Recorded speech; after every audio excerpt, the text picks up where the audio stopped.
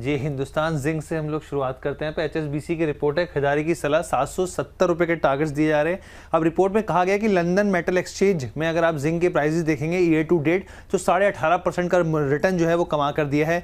मजबूत zinc prices के बावजूद स्टॉक जो है वो अंडर परफॉर्म कर रहा है, रिपोर्ट में कहा गया है। चौंकाने वाली बात है। इसके बाद इन्होंने कहा कि सिल्वर में कमजोरी और संभावित गवर्नमेंट स्टेक सेल को लेकर जो है वो दबाव बना हुआ है। रुपए में कमजोरी, साथ में जो सल्फ्यूरिक एसिड प्राइस है उससे जो है अर्निंग को फायदा होता हुआ दिख सकता है।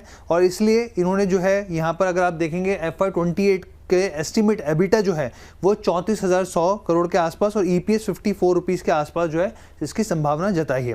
साथ ही उन्होंने कहा कि पिछले 3 साल में जो एवरेज डिविडेंड पे आउट है वो 73% बढ़ा है। तो ओवरऑल इस स्टॉक के ऊपर ब्रोकरेज जो है वो काफ़ी पॉजिटिव साउंड कर रहा है। चलिए, काफ़ी पॉजिटिव इस पर साउंड करते हुए दिखाई दे रहे हैं हिंदुस्तान जिंक को लेकर के। HSBC की रिपोर्ट 770 तक के टारगेट निकल के आ रहे हैं। अंबाला मैम, क्या व्यू आपका, सहमत है इस रिपोर्ट से?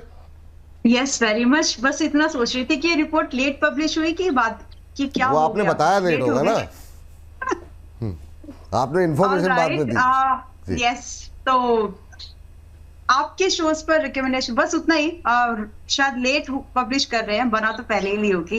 एनीवेज, टारगेट से मैं बहुत कन्विंस्ड हूँ और 770 इज लाइक आपको 2 से 3 क्वार्टर्स का समय लग सकता है, लेकिन इसके बाद की जो रैली है विपुल जी वो और ज्यादा स्ट्रॉन्ग है। So you can hold for these 770 targets for 2 to 3 quarters, but इसके बाद 850 के लिए होल्ड कर लेना, क्योंकि एक बार इसने 750 के ऊपर सस्टेन होना शुरू हुआ तो फिर ये अलग तरह की मूवमेंट होगी जो कि स्पेसिफिक इंडस्ट्री रिलेटेड चलेगी। तो आज के प्राइस पर बाय कर सकते हैं, जिनके पास है पहले से होल्ड कर सकते हैं। और 770 प्लस 850 के टारगेट्स के लिए 6 मंथ टू 12 मंथ के व्यू पर I am convinced with this report. और अगर आप परमिशन दे तो I would like to give my discussion. हाँ, बिल्कुल बिल्कुल दे दीजिए ma'am. Thank you.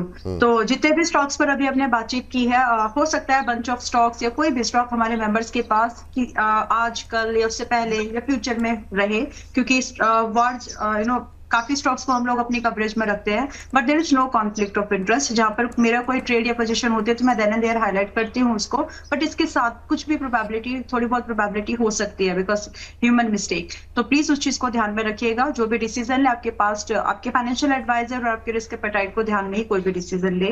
Past performance कैसी भी हो, फ्यूचर में रेप्लिकेट होगी, there is no guarantee. So be very careful before making any